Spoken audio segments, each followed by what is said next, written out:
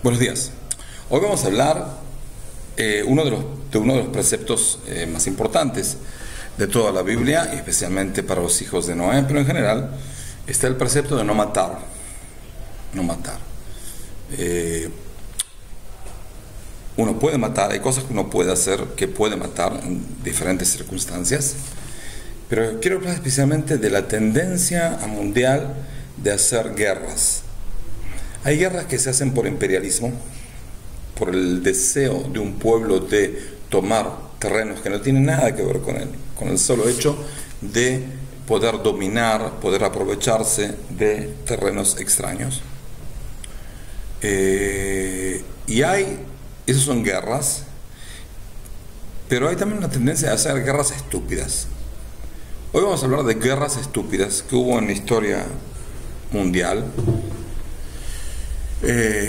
Hay de todo. Son guerras que por ahí hoy en día puede reírse. ¿Cómo pueden ser que hayan hecho guerras por esas estupideces? Pero en su tiempo eran muy lamentables, y con miles de gente que murió a nada, por ninguna idea, ninguna ideología, nada. Estupideces. Por ejemplo, hubo una guerra, la guerra entre Roma y Cartago. Cartago fue una ciudad fundada por fenicios en lo que hoy en día es Túnez. Ellos eran grandes comerciantes, comerciaban con todo el mundo y amenazaban a Roma no de manera militar, más de manera comercial. Cuando Roma empezó a pelearse con ellos, Aníbal salió a conquistar Roma, pero perdió. Y también hubo 3 guerras púnicas, lo que se llama. La última guerra púnica fue en el año 149 antes de la era cristiana, y murieron ahí. Y ahora el pequeñísimo problema es que la guerra terminó cuando Cartago fue devastada, pero nunca nadie firmó un acuerdo con los que quedaron de Cartago. En el año 1985 el alcalde de Roma se encontró con el alcalde de Tunisia, el encargado también del barrio de Cartago, que es lo que quedó. Es otro pueblo, nada que ver uno con nosotros, pero no importa, y firmaron un acuerdo de paz. Quiere decir que esta guerra fue la guerra más larga de la historia, duró 2131 años. No fue estúpida en su momento, pero fue larga y parece una estupidez que uno tenga que firmar un acuerdo después de 2131 años. Pero hay gente aburrida en el mundo. Está la guerra entre Estados Unidos y Britania, que casi empezó. Es decir, Estados Unidos se libró de Britania en el año 1776, pero todavía Britania dominaba parte de lo que hoy en día son estados que forman Estados Unidos. En el año 1859, un campesino americano mató un cerdo que pertenecía a un terreno en disputa entre Britania y Estados Unidos. Entonces el dueño del cerdo le dijo: bueno, me equivoqué, tu cerdo me arruinaba mis cosechas, te pago una indemnización de $10. El otro quería $100. Te digo, $10, $100, no sé si no se pusieron de acuerdo.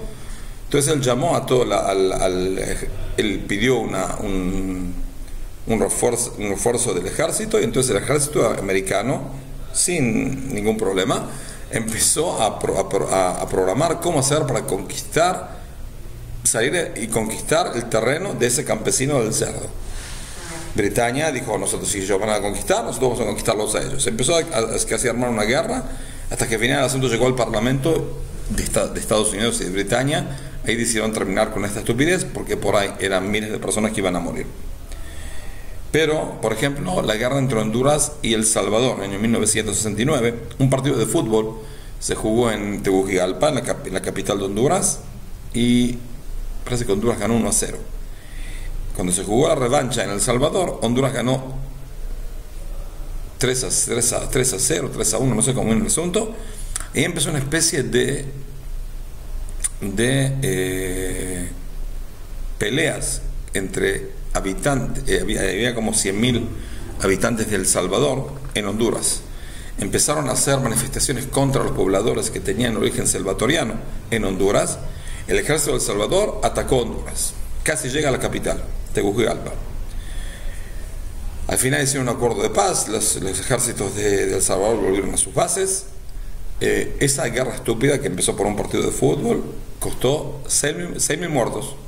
6.000 muertos, 6.000 muertos. ¿Okay? Está también la guerra del Balde.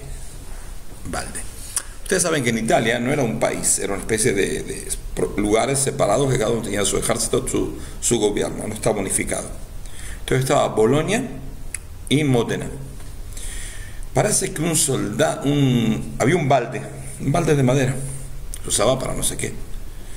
Un soldado de Bolonia robó un balde de Módena que estaba en un lugar límite. Y el balde pertenecía a los modenienses. Los modenienses decretaron de que tiene que devolverlo. Él no devolvió. Entonces hicieron hacer una guerra. Sí, escuchen bien, una guerra por el balde.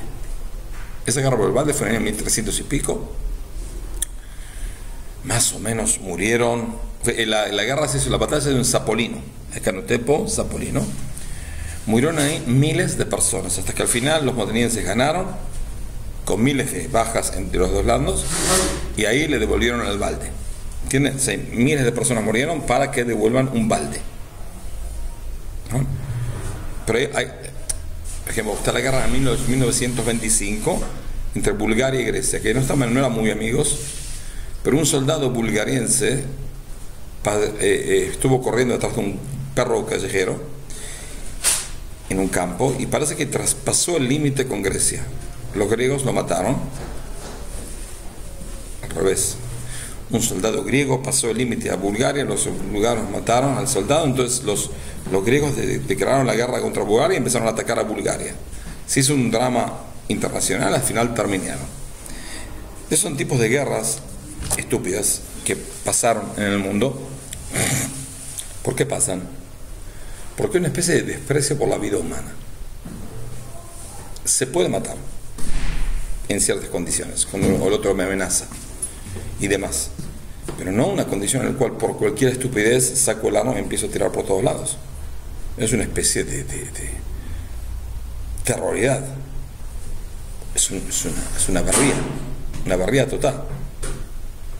Y eso pasó porque la gente no entiende que el otro fue hecho, es una criatura divina que está hecho por Dios, es amado por Dios, y estoy obligado de cuidar la vida del prójimo, también mi vida, pero también la vida del prójimo. Entonces no puedo ir a una guerra por un balde de madera, no puedo ir a una guerra por un cerdo. No se hace eso. No.